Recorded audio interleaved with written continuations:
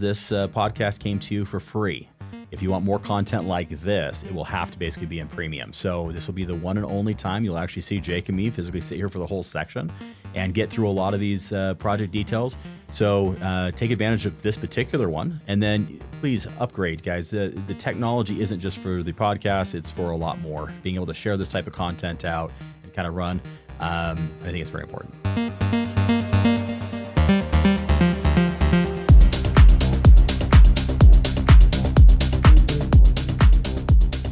Hey, debtbox family, Jake Anderson, Debt Council member here. We're at the Debt Insider studio, and we got a special guest today, Jason Anderson. Not so special, but also a Debt Council member, and we thought we'd go ahead and shoot something for you guys special today and kind of give you an update of what's going on. Yeah, so some of these guys have seen some of the other podcasts we have done, and recently I had an opportunity to sit down with both Roy and Shad in their various updates that they would have from the field. We talk a little bit about this relationship that debtbox has between the digital and the physical side. Yeah. And, one of the things that we're probably most excited about in coming out with our own blockchain is being able to actually, get the physical side of what's going on in a viewable format for everybody that, isn't able to go and visit these sites. But since we're not there yet, let's talk a little bit about what's going on the physical side. Again, I've talked with Roy and Shad a little bit in their respective areas of expertise from where they're handling, but let's start with debt. We can start with debt. We actually believe debt's matured at an aggressive pace, even I think probably more dramatic than some had kind of realized from the beginning. This project actually took off. It started at a penny. Most people forget about that today, a year and a half in roughly. We get hit all the time on social media is, why are your tokens down? Why, what's making it spike? You have to kind of just take a step back and breathe for a second, because at the end of the day, you got to understand that every market has to have its basically, ups and downs, as long as the trajectory is in the upward paradigm when you zoom out. And I mean zoom out. I'm not talking about today. I'm talking about zooming out, and I'm okay if it does this along the way. And that's what the tokenomics really kind of do. Mm-hmm. Debt is actually one that's very particular because it doesn't have any deflationaries in it. What it does have is it's being supported by all of the projects underneath it. And what I'm so excited about is actually the L2 projects that we're already getting slammed with. I don't know about you, but I get hit up on projects 3 to 4 times a day. Yeah, at least you probably take the brunt of that, but I get up weekly, And what's really cool, the projects were being presented. They're really cool. Really cool, both from a technological standpoint and also the integration into the blockchain. We're going to be, working in areas that maybe we haven't touched on, had no really, desire to touch in, but are very valuable to the end consumer, and I think will bring tremendous value to our ecosystem. I totally agree, and I actually kind of think it's funny because I would have never thought that when we just announced the fact that we were doing debt chain, this was actually probably one of those guarded secrets inside the Debt Council when we put this all to paper a little over a year and a half ago. We've got a lot of competitors in the marketplace. Everybody has their own blockchain. We didn't want to do something and let it out of the box too soon. But the reason why we did it was we did not have a single blockchain we can go to actually track what's going on the live asset side. The very things that make debt unique. Exactly. So when you talk about tokenizing assets, everybody wants to talk about that. It's the flavor word of the week. We've been doing this for years. Mm-hmm. And, even when you look at, back in history when we went into West Africa originally, the whole goal was basically to bring these projects into everyday households and let them to participate in them.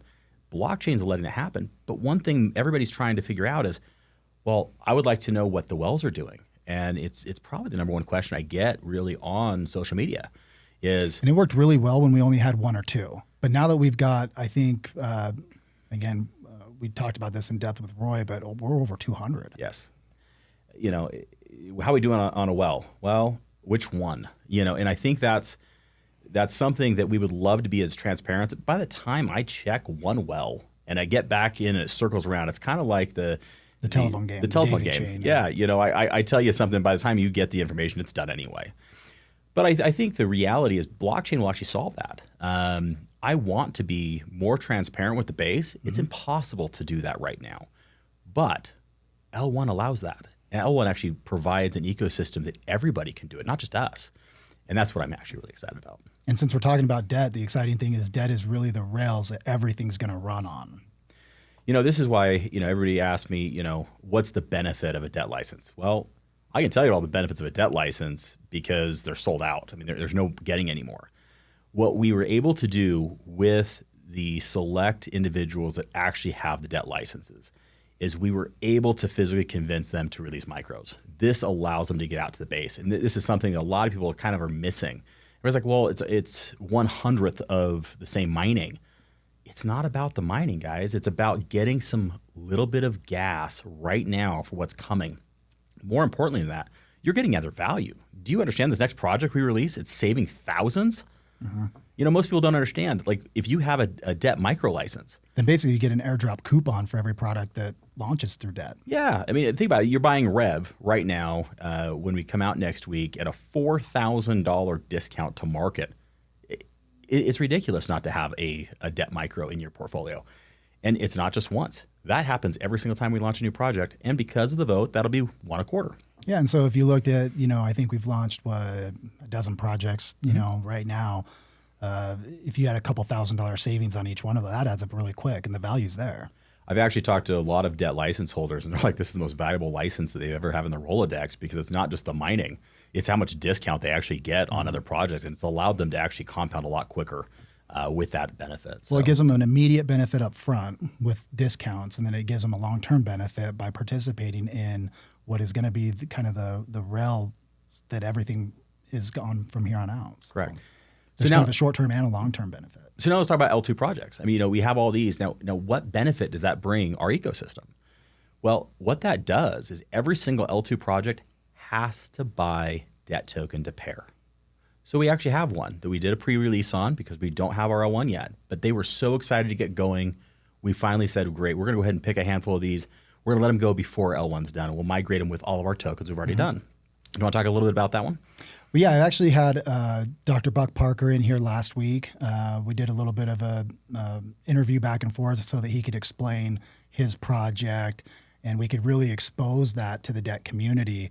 But maybe what got lost in that translation, or what I hoped was the benefit to the debt community for, their projects utilizing debt as their foundation. So we basically will do this every L2 project. But micros are actually how we're going to basically be having a huge benefit to our ecosystem. And, with having the pharmaceutical token currently right now out, it actually will be every single micro that comes in has that liquidity going directly into debt. Well, have you done the math on that? I haven't. It's 1 million micros. It's $25 million that has to come into debt. That will actually lift the whole ecosystem up just by the one L2 project. Yeah, so let's try to articulate that in a way that people will understand.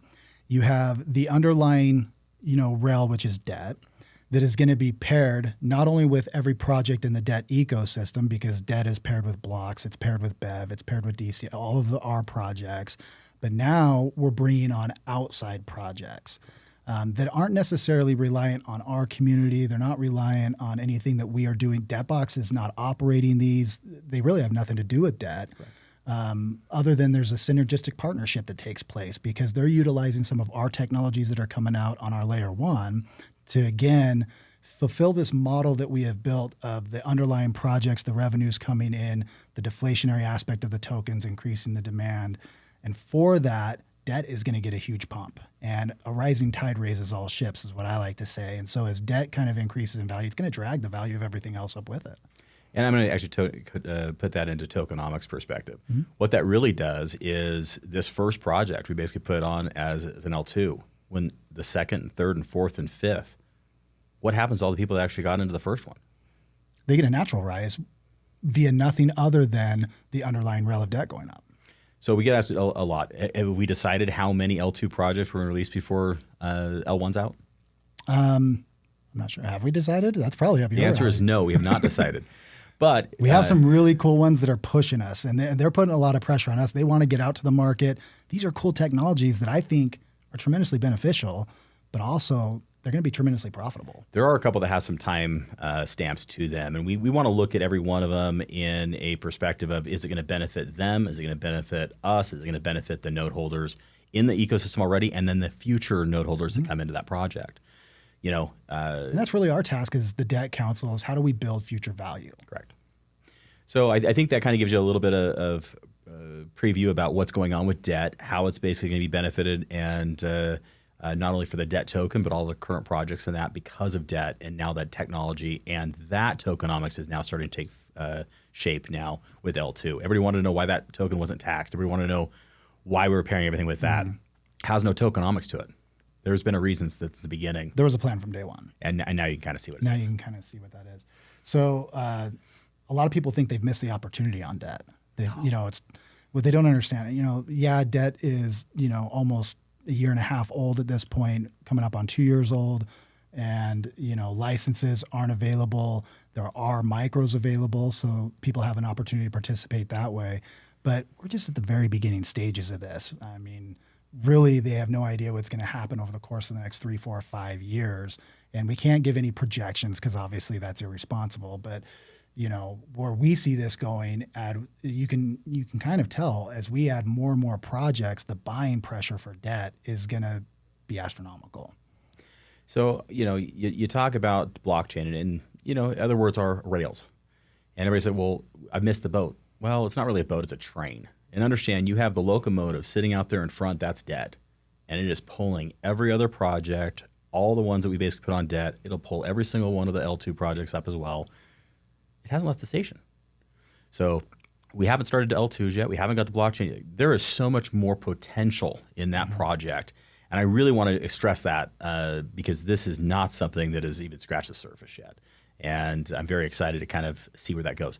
One thing you can always do is if you want to do some hypothetical guessing yourself, use the debt app. It's not using our math. It's using PancakeSwap's app math.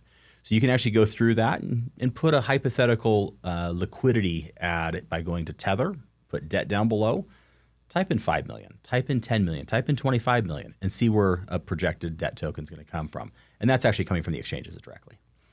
That's pretty exciting. It's something that everybody can do from home. Again, not that it's an exact science because there's going to be some selling that happens in that interim, but it does give you an idea of what this is going to do over the long run. So now that we've talked about that, let's get into some of the more specific projects. Bev is a great project. It was a lot of fun. We had an opportunity recently to have a Bev day out there at the facility. A lot of people came. It was really exciting to get them to, again, be able to see the physical side of things that they're not used to seeing from their dashboard. They will be able to shortly, but talk a little bit about Bev. I can talk about Bev like right now. I mean, bottom line, we have all kinds of benefits right now that are coming through the distribution center. And, one thing that a lot of people didn't understand was how big the distribution center really was in the bottling facility. So can you give us an idea of like how many units that facility is capable of doing? Yeah, so you have bottles are running right now about 6,000 bottles an hour. We have 2 canners in there right now doing about 15,000 cans an hour, but new equipment's actually showing up to actually double that. And then we have other packaging equipment on site. If you add it all together, it's about 1 million units every single month come out of that facility. That's incredible. And the fun thing about Bev that's a little bit different from kind of the more traditional in-ground asset projects like grow, oil, gas, you plant a seed, it takes a lot of time for that seed to mature, grow, and produce a fruit. With Bev, you can sit there on the assembly line and just count bottles going down, and it's just like counting a royalty. Click, click, click, click, click, click, click, click, click. I mean, it's almost intoxicating to watch. I'm actually really excited you said that. A lot of people out at Bev Day, they were trying to figure out, okay, so I see all these bottles running, and it was going so quickly. And I'm like, what you need to actually understand is those bottles are nickels. So every time you see a bottle, royalty. Nickel, nickel, nickel, nickel, nickel. It's kind of like a nickelcade, except for you're not basically controlling, you're just watching it kind of go.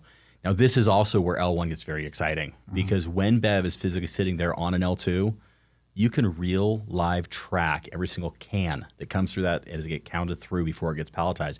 Every single bottle that comes through as it gets palletized. You'll know what's brewing right now and what's being packaged. That type of transparency is not able to give the community today, but it will with the L1. And I think that's one particular benefit to that project specifically. Yeah, we're doing the best we can to bring that visibility through, site visits, videos, and things like that. But sometimes it just doesn't translate, like being there in person or like actually seeing it live. And so when we implement some of the technologies in the L1 where people are going to be able to log into their back office, and like you said, you're gonna know exactly how many bottles per minute, per hour, per day, per month, are going. That type of visibility, you just don't see in other blockchain projects. Forget about blockchain projects. I don't know a single beverage company in the world that actually is able to do that, and we can. That's great. Okay, so Bev is awesome. A new one that's come out that's kind of associated with Bev is Drip. Yeah. Can you talk a little bit about Drip? So Drip is actually bottled and packaged water and potable water. So the biggest thing about where we have come from for the last over a decade is we're in countries that don't actually have standard drinking water. We take for granted some of the everyday items that we have access to in these developed nations, whether you're in America, Europe, parts of Asia. But when you get out into Africa, South America, some of these underdeveloped regions, it's amazing that something as simple as water, clean drinking water. And there's a charitable aspect to Drip that's going to focus on that, right? That's correct. So, one thing is getting freshwater wells around the world and really trying to clean up. A lot of disease actually happens because of stale water. And then there's a monetary side to it. Packaged water is actually a multi-billion-dollar business inside the United States, and this is going to go well outside the United States. It'll also, for a charitable side, it'll also handle a lot of the donations of bottled water when disasters and that happen. But again, water is something everybody understands. Everybody drinks it every single day, or you should drink it every single day. It's on store shelves. It's a necessity. Yeah. It's a necessity, and you're going to see that product go out. The benefit is, since it's being packaged directly with Bev, every one of those bottles also go out with the Bev QR code. So in essence, we're getting 2 royalties off of one product. That's correct. It's kind of 2 bites at the same apple. This is kind of an illustration of how we have designed this ecosystem to work synergistically, project to project, where not only are you, creating value in Drip, but Bev's participating in that as well. That's correct. And I think that's what a lot of people need to understand. That's why we took Bev token for Drip. And we've had a couple other projects for that. Everybody's kind of asking why we take these tokens and not others or whatever. It's usually the supporting token or the supporting project goes in hand in hand.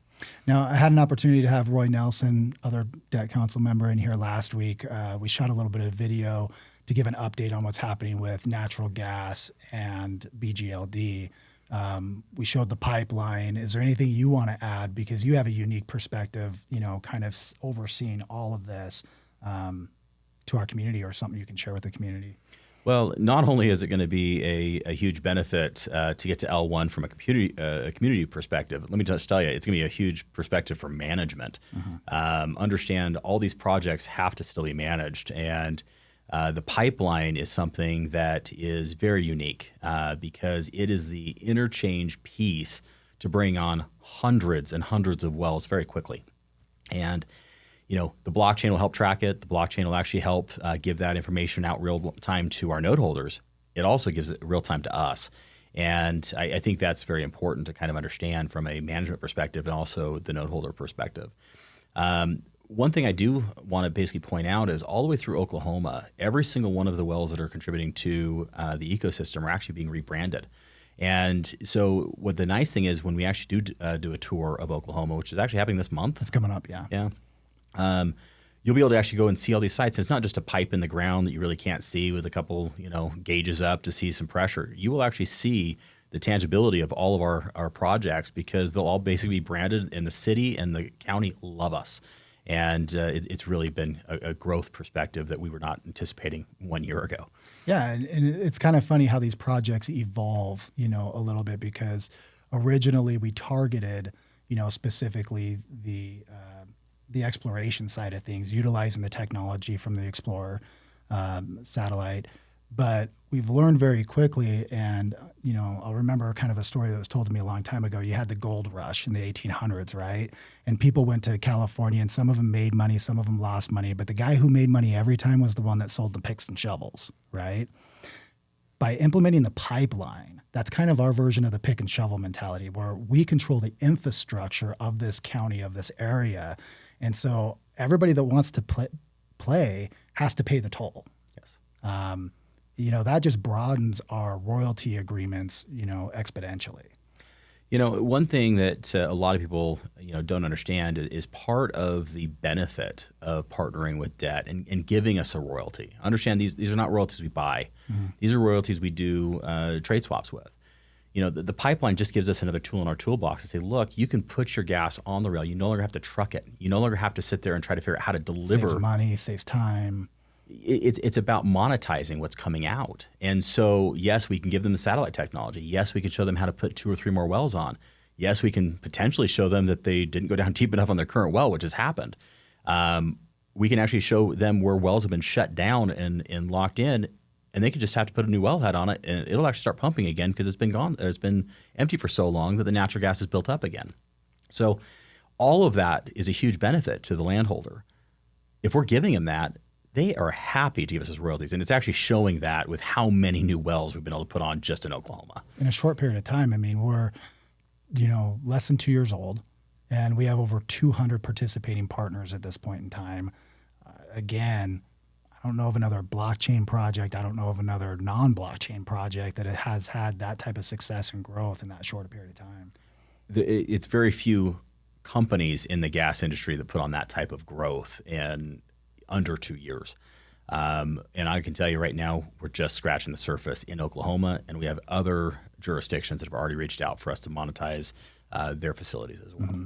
And we have some stuff, not only domestic, but abroad as well. It's going to be very exciting. We may not want to touch on too much of that, but we have some really fun, exciting announcements coming out, We're going to go ahead and play a little clip right now just because, we've been authorized to do it. But you need to understand less than a year ago, it was only about 8 months ago, we were actually in Ghana with 50 node holders. We want to be transparent with our network, so we actually took 50 node holders to West Africa. A lot of them were very excited to go, and then when they were leaving, they were very excited to leave. But we were able to actually travel around and not only get some updates of what we've been able to progress there, but of other projects, but just specifically about oil and natural gas. Everybody needs to understand that there has never in the country's history given out an exploration license for the country of Ghana. We had Parliament come in. They've had all the big guys knocking. Every one of them. Mm-hmm. In fact, every one of them is offshore.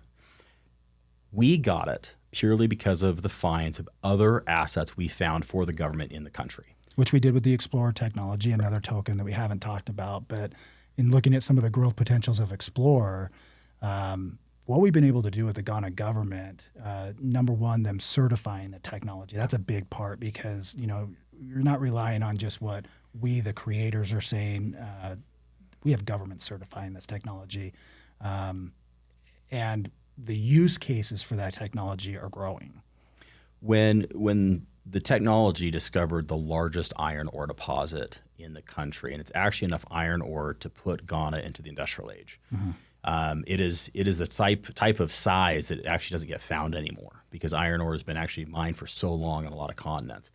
That gave us the ability to certify the technology, and while we were looking for that, we found something we actually did not think was even possible. No one was drilling for oil or natural gas onshore. We just figured it didn't exist. We found something that's so incredible, and we're not going to put definitives on them. But from the scan, it looks like it's over $1.5 trillion of natural gas and over $1 trillion of black gold of oil. And we need to basically certify that. What's happening right now with Shad being in country is he's going around and physically putting the seismic nodes in the ground. It's not a node like a mining node. These are small phones that basically collect the data from small electronic They send signals pulses into the earth. We collect that data and further extrapolate it out. So first we found it with the satellite technology. Mm-hmm. But all oil production companies want to use something that they understand and they certify and they want to use to go the implement. seismic and geological. Correct. Yeah.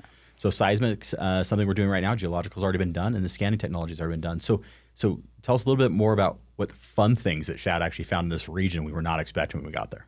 I've never seen anything like it.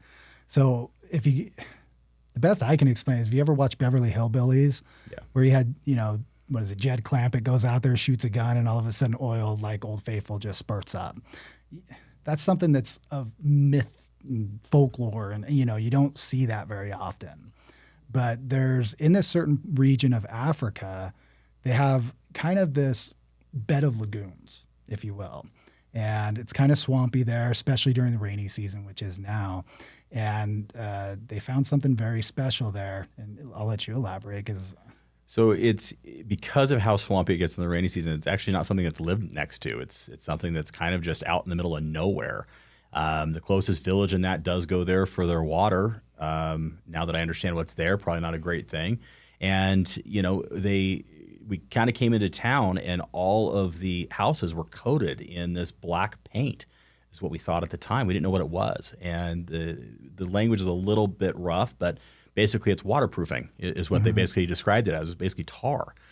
And when we got out to the lagoon, you're physically seeing it and you're taking a canoe through a lagoon, and all of the mangroves and all of the vegetation literally are soaking up and seeping in that black crude, and it's turning to basically tar on the top. And we understand why the scans came in so large, but no one's been in this area since the country's formation. So part of it is basically now saying, okay, well, now you have it. How much is actually here? I know what the scans say from the satellite technology. I know what now my eyes are saying and my nose is smelling. We've never seen anything like it. This find will actually be something so present, I believe every single financial news channel will pick it up eventually. And this is something that I think will catapult debt to the next level. Well, and it's going to catapult debt into the next level because it's going to catapult Africa into the next level. Yes. This is something that's literally going to be life-changing for the development of Ghana and the neighboring countries in terms of infrastructure, in terms of, exporting. It'll create thousands of jobs there. It's really going to change the climate there. We're going through, very much like the United States and other places around the world, they go through elections there. And the government officials are already trying to leak out that they want to basically expand their oil and natural gas exports. Not really an understanding of why that's the case, but they are our partners on the project. And so I think it's important to understand they're already putting millions of dollars into the pipeline to basically come to this site. They're already basically building out a huge depot for export on the Oceanway. And so they believe the technology is so much that they've actually already started putting infrastructure cash in well before the seismic comes back because of other finds we found in the region. And so, I think that's really kind of fun for everybody, and there's so much more to come. But Oklahoma, I think, is the starting point. And I think that'll Oklahoma's ready now. It's ready now. We can talk about what's coming in the future, but Oklahoma's ready now. Yeah, I think we get excited about Oklahoma, and with Oklahoma, I think you just wait because Ghana. There's a reason why natural gas had so many tokens in it. Mm-hmm. Ghana is going to explode that project up for visibility and for production for years to come, decades. So we're talking a little bit about oil and natural gas. We just came back to Oklahoma. Another project that's working in synergy with those is DCM, one of our newer projects, data mining centers. I know Roy kind of charted out on a map and showed some of the locations that we're doing, but a lot of people, if they're not familiar with even Bitcoin mining, let's educate a little bit about the benefit of what DCM is to a traditional Bitcoin miner or a company that specializes in Bitcoin mining. So power is actually the number one cost for mining. It's not actually the equipment. Without a doubt. About 800 to 900 units is going to cost you about $150,000 a month in traditional mining power. And that just depends on if you're getting it for 4 cents a kilowatt, 5 cents a kilowatt, 6 cents a kilowatt, so on and so forth. And that's depending on where in the country you are. You have to also be careful because a lot of the cheap energy is also where it gets hot. And you have to keep these rigs cool. Mm-hmm. So even though you're getting cheaper energy, if you have to cool them, if you're in the middle of a desert at 100-degree weather every day, then you're probably offsetting the fact that you're getting cheaper energy by more energy you have to basically use for that facility. How great would it be to have a virtually zero energy cost for Bitcoin mining? It's a complete game changer. I agree. That's DCM. We're going to go ahead and leave it there because we've got some really fun things to kind of happen over the next couple of months with a site visit and some other things to kind of show this in production. But I think for the perspective here, one thing we need to really click on with DCM is the tokenomics. Mm-hmm. Were you pretty excited when you saw the burn on July 1st? I loved it. I understand it maybe a little bit better than most, but why don't you give people at least a high-level overview of why that's so important to have such a huge burn happen right up front? I was actually shocked about how many people sold and or reused their token. Half-life tokens, you basically have one shot, and it's basically collected up front and hold. That didn't actually happen on DCM. You had millions and millions of token being burnt. It actually caused DCM to basically come down to $1 billion, which basically we burned 500 plus million token. And almost a third of the total supply. A third of the total supply. And now, because of the tokenomics with the tax basically now is going to be the energizer to continue that for the next round. And so if you actually look at the tokenomics, it's still too early to totally tell, but it is very possible if the volumes keep up on DCM, the next burn will actually match the vault.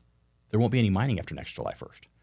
Now that might make people panic initially, saying, well, wait a minute, like I bought this, digital asset that's producing a digital coin that's convertible, for other digital property that's convertible to fiat currency. What does that mean for me?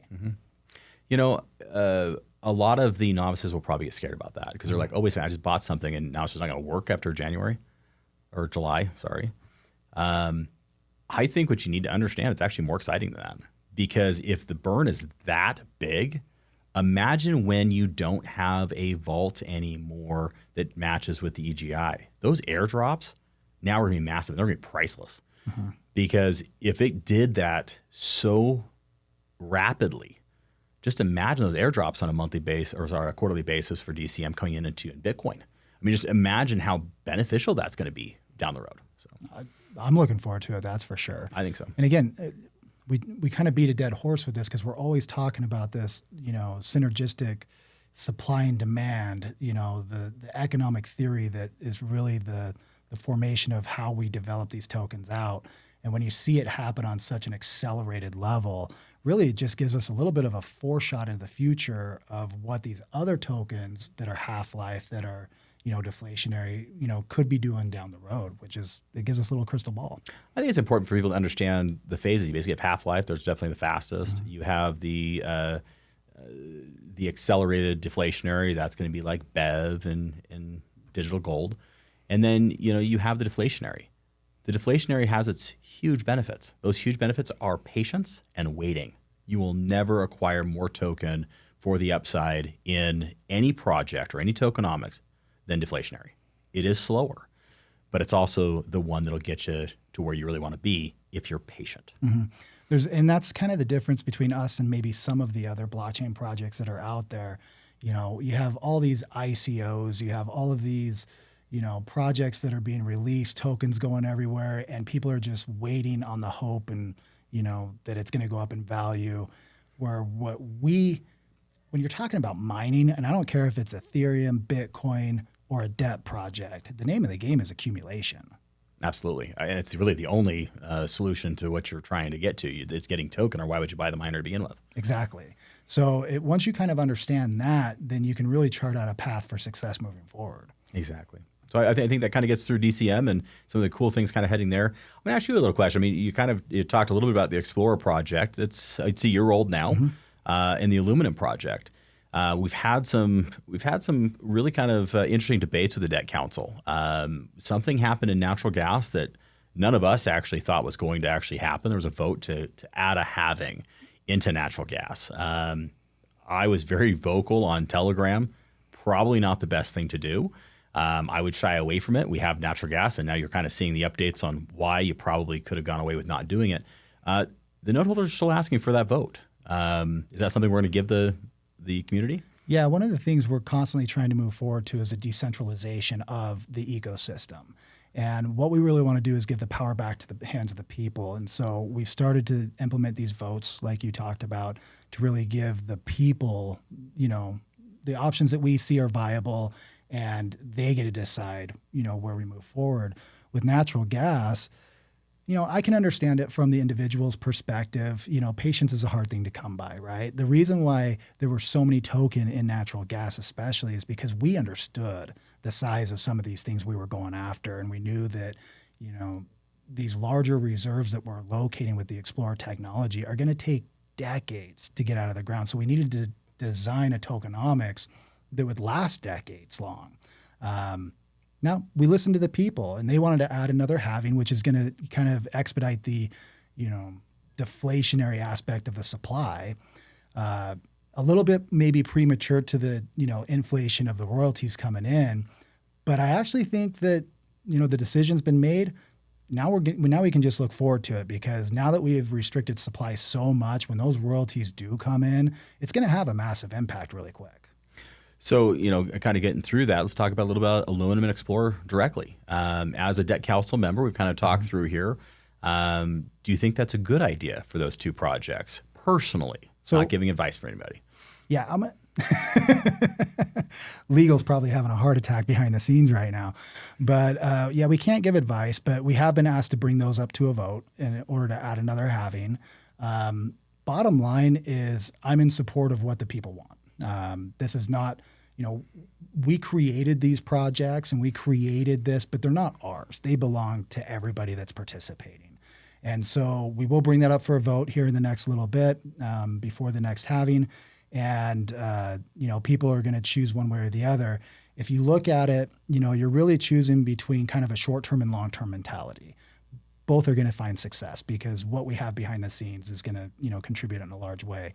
But, my suggestion would be to look at, the light paper, read it, understand what these tokenomics mean, educate yourself on it.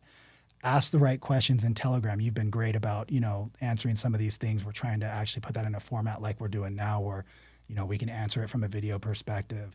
But I'm not sure there's really a wrong decision in that. I see the value of keeping it the way it is, but maybe from a short-term perspective, there's value in adding another halving to it. I think most people, if they're honest with themselves, if you're a holder, you probably are holding. Mm-hmm. If you're selling, you're probably selling. Sellers think they're going to get a big benefit, but they'll have no token when the token goes up. So, I think look at natural gas. See if it was the right decision for those individuals. If you voted for natural gas because you had that license as well, did it do what you thought it was going to do quickly? Mm-hmm. And I think at that point in time, make the right decision that's for you. And since we're on XCORE, I just got to say XCORE is probably one of my favorite projects just because the technology is really what's driving all these different, projects. The fact that we can scan from space and see the different assets that are in the ground gives us such a competitive advantage over almost any other exploration company out there in any industry out there. And we have just started to scratch the surface on, the use cases of that. We've obviously got our contracts in Ghana. We've started to get contracts more localized with at least NatG and BGLD. But now that the technology has been certified, not by us, not by even a third party, but by a third party government. We have other governments that are coming knocking. And so we've got some really fun things in store for XPLR. The use for that is just going to grow exponentially over the next couple of years. One of the first projects we did that with was aluminum, which happens to be there in Africa too. So we'll just touch on that. Our partnership with the Ghana Bauxite Company, is really a testament to us looking for long-term ventures. The Ghana Bauxite Company has been in business for almost 100 years, and they've been mining in the same location for 100 years. And we, in essence, just 5x'd what they can explore. So just traditional math would tell us this is a royalty that could pay for 500 years. Now, they'll get it out of the ground faster than that, but this is really something that is going to have a long-term benefit moving forward. So if you're an aluminum license holder, that's one of the more exciting projects. Aluminum is in every byproduct, every product from airplanes, cars, cell phone. I mean, every technology piece that you use has aluminum in it. We have some new technologies that are being implemented. You touched on that just slightly, that are actually going to even further improve, our ability to negotiate higher royalties because our technologies are going to, create more efficiencies, within that production of aluminum. I think probably Roy hinted on a couple of those technologies, and I'll leave the tidbits in that video. But having said that, I agree. I mean, everybody kind of wants to be the hare, and they want to finish the race first. But sometimes the slow and steady wins the race. And I think, from a perspective of different, economies, which is your life, it's your family, it's your household. I think people have a paradigm where I want it yesterday, but they don't want to work for it. And working in this it's patience. The best thing you can basically give this ecosystem is patience. You don't get the long-term holding ability and rewards for being there quickly. We love our ecosystem with the liquidity and that's available to all of our users. They can go out there and cash out today. Short-term holders, you get today's price. Long-term holders, you get upside potential with the projects kicking in and starting to really take hold. A lot of people always ask, the tokenomics, what decides that and what do we really talking about with long-term? And you just said, the Ganam Bauxite Corporation is 100 years old already, and it's going to go for another 200, 300, even with technology trying to get that turned and mined quicker. You're still talking at least 100 years more. Projects that are long outlive me and you. Correct. So getting there quicker isn't actually something that is going to be helpful in that, but you're going to get there. And I think it's important for people to understand it doesn't always have to be quick. It just has to be steady and stable. And that's very important, I think, to keep putting a point on. Yeah, and as the Debt Council, we never touted these as get rich quick. We really had a vision of creating a different way, a whole different category of crypto. Most crypto, if not all of it, other than stable coins, there's nothing behind it other than hype, other than celebrity endorsements, the local one of the week. We wanted to change that and really create something that would have long-term value for our customer base, our ecosystem. And so I think that when you look at the different projects that we're partnering with, hopefully that resonates and that shows through. And I think when I say long-term, guys, I'm not talking 100 years to wait. No. I'm talking the tokenomics for deflation were designed for between that 3 and 4 year mark. The accelerated depreciation is supposed to be from 2 to 3 years. Now, half-lives, you can obviously see their rapid growth fairly immediately, but understand that I'm not talking a lifetime of waiting. I'm talking wait till the tokenomics can actually hit and match the revenues on the other side. So the physical and digital are meeting together. That's kind of that pivotal point between the third and the fourth year for deflation. Well, and I've heard you say this on stage several times, so I know it's in recording out there.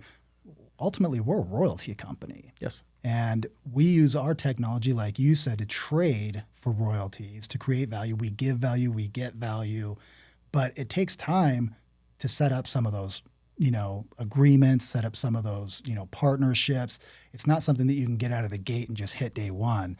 We always have to start with a project and then we prove concept and expand beyond that. Look at what we've done with, NatG and BGLD. We started with 1 and 1, and now we're sitting at over 200 and dozens and dozens. And so if you look at where we're going to go the next 12 to 18 months, it's just going to get exponentially better. We're going to have 500. We're going to have 1,000. We're going to have, it's just a matter of time. And so when you say be patient, like you said, we're not talking like 10 years, 20 years down the road. It's just give us the time to build that demand. Because we're out there every day, we're working, Roy's on the ground, Shad's on the ground, you're hustling everywhere to put these, agreements in place. And it just takes time sometimes for those to come to fruition and actually see the benefit, before it happens. I agree. So one project we haven't talked about yet is actually Grow. Mm-hmm. And it was actually one of the first projects. I think it was the fourth project on the deck.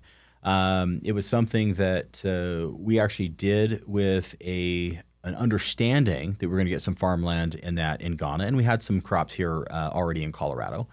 Part of that, kind of give us an update in that about Grow, since you do work a little bit more in depth with that project, and then I can talk a little bit about the Ghana side of it.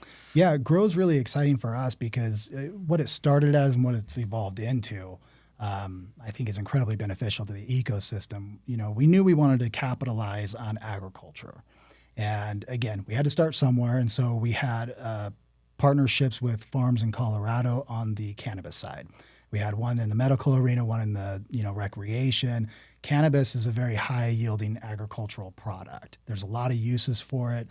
Science is revealing, almost on a weekly basis, new benefits to both, CBD, CBN, some of the new cannabinoids that they're discovering, the benefits with anxiety, with depression, sleep apnea. There's all sorts of use cases, from a natural product that I think are incredibly beneficial for mankind. Now, having said that, that's what we're doing here domestically. What we're doing on a foreign side is, our relationships are in Ghana. We've spent so much time there. We've been there, 15 years now, off and on. And their main exports are cocoa, rice, and soy.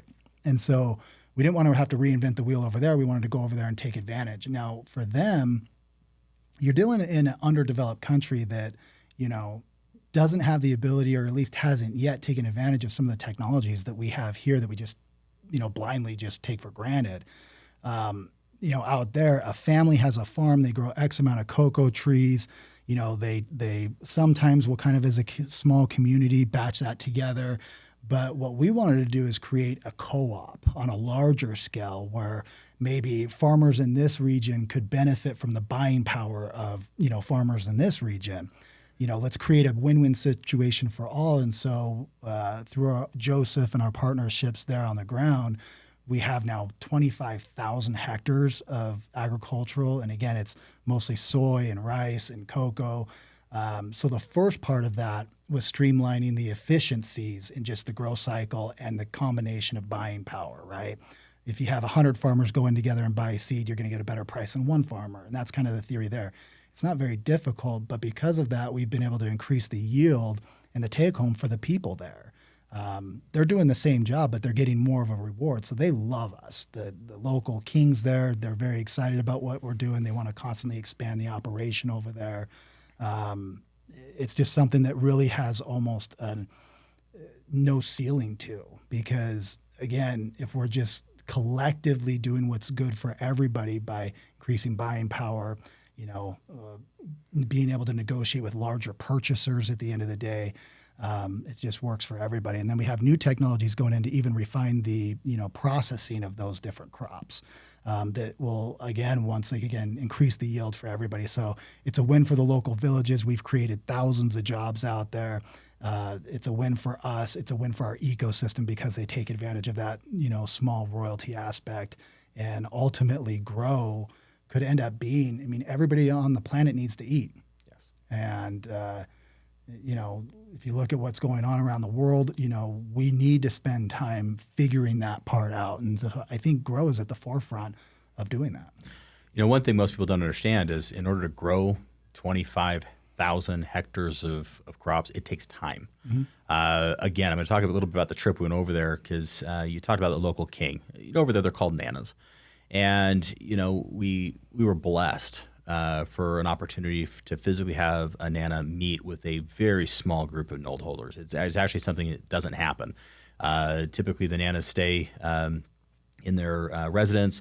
They don't come out and meet the locals. This was a very special thing because of what we've already done for the community, that they came out. A few, and I think there was 4 cocoa beans actually given away to some of those note holders. That is I've been there for 15 years and I've never got a gift from a nana. So I thought that was actually a very nice gesture from the community, mm-hmm. but it's a good show of faith. What they gave us as a community is they gave us an extra 5,000 hectares of property while we were there. So we will be growing and expanding that into 30,000 hectares. Mm-hmm. Now with more property, it takes XPlr to find the water to make sure that we actually have the resources to physically get the water to the crops to go. That's kind of the process and how. And it's going to take some infrastructure spending yes. and all that. So part of that has already been done. We haven't been able to grow that crop out yet. I got asked actually on Telegram, what about the hectares we got granted while we were there? So I'm going to bring that into this particular set, mainly because it takes time. You have to turn that soil. You have to physically get it ready for planting. We got it in November. Understand you get one crop until about April, and it is rainy season, and planting anything is pretty much done. Mm-hmm. We're coming out of that now. I believe actually that 5,000 hectares will be planted this next cycle. So I think that'll be really cool for the community. Yeah, it's just shows that the growth trajectory once again is, and once this village over here sees what we've done here, they want to participate, and that's going to spread, and it's going to spread beyond the borders of Ghana. And that's what's really exciting. Now, we have a couple other projects in Ghana, particularly. Let's touch on gold just really quick because we did visit that site as well. And some of the updates, I guess, kind of on that. And then I think we've got blox to go, and I think that's about it. Yeah, so we're there. We've been fortunate enough to acquire a large parcel from the Ghanaian government through the Minerals Commission. And some of that is because of the relationships we built over the last, 15 years. Some of it's, because of the new stuff we've been able to add with the technology. The Ghana government's extremely happy with us right now. And so they have made it kind of streamlined for us to get this large concession. We've been moving equipment around, shipping it. That takes time, to get, an excavator from America over there, wash plants and all of these, technologies that are needed to extract the gold from the ground. All of that is now there in country. They're taking it to the site. And so gold is going to, have some really cool announcements. I'm actually looking forward. It'd be fun to actually take another trip back to Ghana. And it's a hassle, right? Because these areas are in such unique places in the country, very remote. It takes sometimes 3-4 hours by bus on a dirt road to even get back here. But we're very excited about the size of the operation that we have going there. I know that Shad is out there right now working on some of the logistics and getting the sites there. We've got a couple bridges we have to. This is some of the stuff that is not seen. But we actually have to build roads and bridges just to get the equipment there.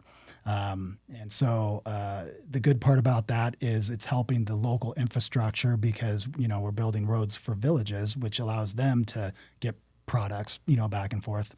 But we're also building the infrastructure we need to both get the gold out of the ground and export it to the capital city so that we can, sell it. So gold is really exciting. Lots of stuff happening there. And let's touch on the last one, which is blox. So blox actually has a big update coming, and I'm going to go ahead and just drip it out today. You're going to see some plans. We've actually supported a large development here in Utah. We also have developments in Wyoming. We have developments in Nevada, not Wyoming, Nebraska, and now in Oklahoma. And so I think it's very important to understand that blox is in the real estate arena. It's actually bigger than that, because what's happened is we've gone to the developers, we've gone to the landholders, and we physically are talking to them about one thing, and it actually switches. It actually turns. A huge benefit to blox, quite honestly. Blox has huge upside potential, and it's actually already starting to take foot. What's really happening, though, is we're actually getting some very exciting L2s because of it. I'm going to hint a little bit about some of those conversations. But we have, a top 10 hotel on Hotels.com that's actually now transitioning. They've reached out to us. Instead of getting financing through blox to do a third and fourth phase on it, they're actually looking at tokenizing and running out to do their own project. We have another large apartment complex that's over 300 units that's in a newly designed area. Instead of grabbing a loan, which through blox would be fantastic, traditional financing, they're going to tokenize it. And everybody's like, well, wait a second, what happens to blox? Don't worry, blox is being fully used right now in other projects, and it's being fully capitalized. So any capital that's physically in that project is being used. We're getting projects now we don't have the ability to do with, and they are now partnering to come back in and do it in a different way. And I think that's amazing. And I think we're going to get a lot that way. And you touched on it. I mean, everybody's talking about the tokenization of assets. Real estate's the biggest asset that most people own. Yes. It's definitely one of the largest asset classes in America as well as abroad. Some of the technologies we're going to be able to implement on the L1, again, showing that physical side, I think is going to bring a whole new element to blox and its use case. And, people I think are going to start to understand really what blox is and how it's going to benefit, I'm very excited about that because understand, the traditional real estate, you can go invest in an apartment building in a REIT potentially. You have no idea what the occupancy rate is. You have absolutely no idea about the vandalisms or updates that are going on. You have no idea physically about the day-to-day financing of it, the management team. You kind of get... If it's a build-out, what stage everything's at, You get locked in for a long period of time in a REIT and you're hoping to get a dividend. And, in a tokenization, there's a couple different ways to tokenize real estate. One is, fractional ownership, side of it. And then the others is the node operational side. I think the node operational side is actually so much better for the end consumer and ability to actually tap into multiple projects and kind of diversify that out. But more importantly, just get supported by them. You don't own the underlying project. You're just excited to be a part of it and having them be excited to actually support you back. So when blox supports a project, they support you back.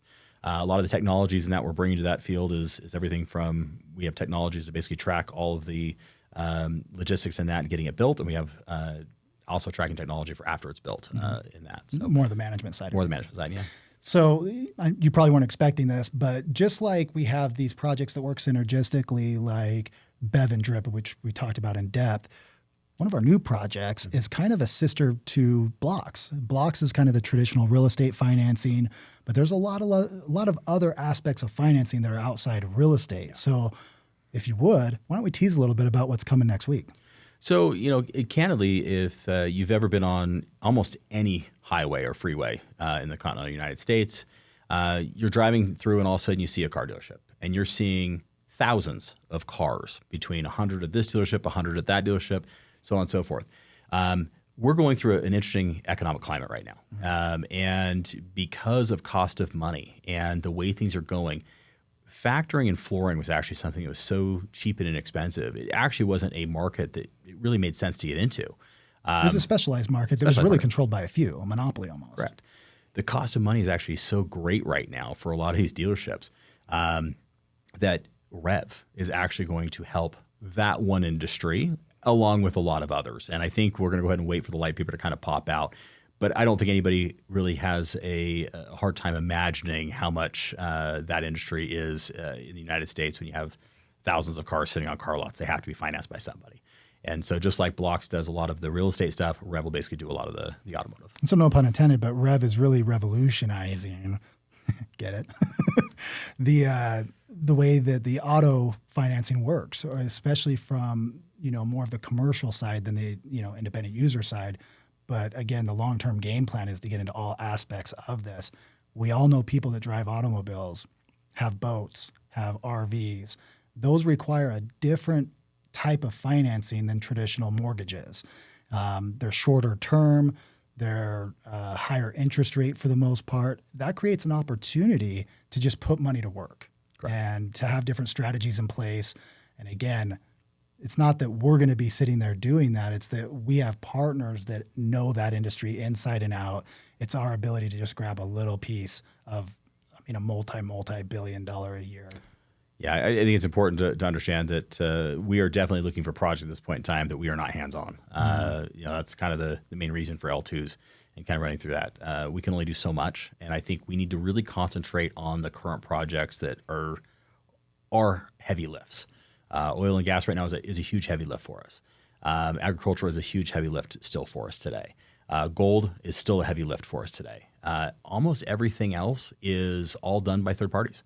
And I think, kicking that little bit of royalty in that in is important, just to grow and grow and grow. And I think that's where we basically need to continue our focus, is just continue getting those hands-off types of royalty deals in for the legacy projects, the older projects, and get them sustainable, and then maybe we can take on another heavy lift. But I think it's very important to basically right now concentrate on the legacy projects and make sure that they're fit and sound. I agree. Okay. Well, hey, thanks for setting me. Is there anything else you want to touch on before we end this podcast? No, we'll be doing a lot more. So one thing is this podcast came to you for free. If you want more content like this, it will have to basically be in premium. So this will be the one and only time you'll actually see Jake and me physically sit here for the whole section and get through a lot of these project details. So take advantage of this particular one, and then please upgrade, guys. The technology isn't just for the podcast, it's for a lot more. Being able to share this type of content out and kind of run, I think it's very important. Yeah, so get your Debt Insider app, get the premium content to get more stuff like this, interviews with the Debt Council. We do live Q&As. It's really about us getting the information to you guys as quick as possible. And having you be able to share it. Yeah, exactly. So thanks for joining us. And like always, happy mining.